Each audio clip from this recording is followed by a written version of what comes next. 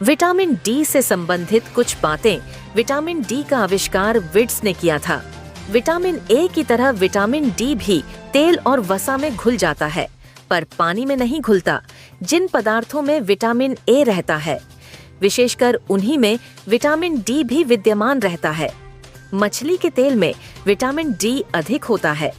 Vitamin D की कमी के कारण आंतें कैल्शियम तथा फास्फोरस को चूसकर रक्त में शामिल नहीं कर पाते हैं।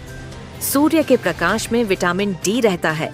कुछ चिकित्सक घावों, फोड़ों तथा रसौलियों की चिकित्सा रूप में प्रकाश से करते हैं। सुबह सूर्य के प्रकाश में धूप में सरसों के तेल की मालिश पूरे शरीर पर की जाए तो विटामिन डी पूरे शरीर में मिल जाता है।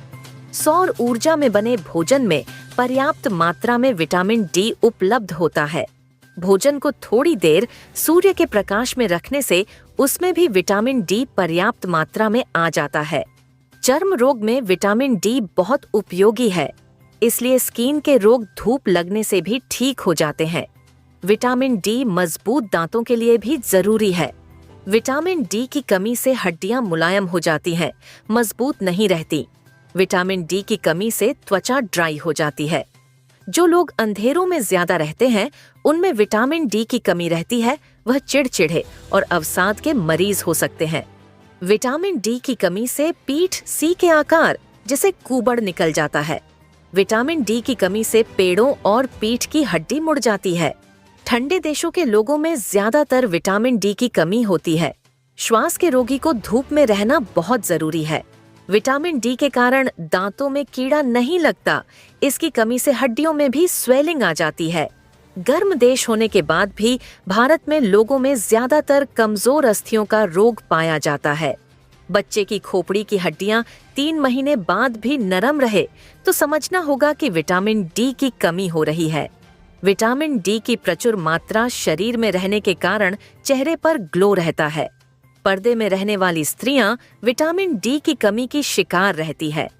भारत में विटामिन डी की पूर्ति के लिए बच्चों को बचपन से ही मछली का तेल पिलाना चाहिए। दूध पिलाने वाली माता को विटामिन डी की ज्यादा आवश्यकता होती है।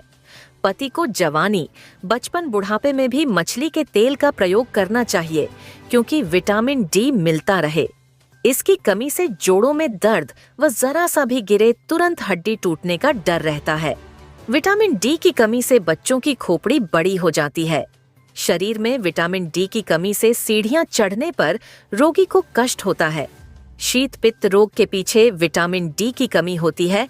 इसमें रोगी को विटामिन डी की दवाई भी दी जाती है। इसकी कमी को दूर करने के लिए कच्चा अंडा का प्रयोग करना चाहिए। विटामिन डी सब्जियों में नहीं होता। अंडा, मक्खन, दूध, कलेजी से विटामिन डी ज्यादा मात्रा में होता है। ग्रामीण लोगों में विटामिन डी प्रचुर मात्रा में होता है। शहरी लोगों में विटामिन डी की कमी ज्यादा होती है। हमेशा हमें ध्यान रखना चाहिए। विटामिन डी हमेशा हमें लेते रहना चाहिए, सूर्य की किरणों और खान पान के द्वारा। मीना अग्रवाल, नेचुरोपैथी, आगरा।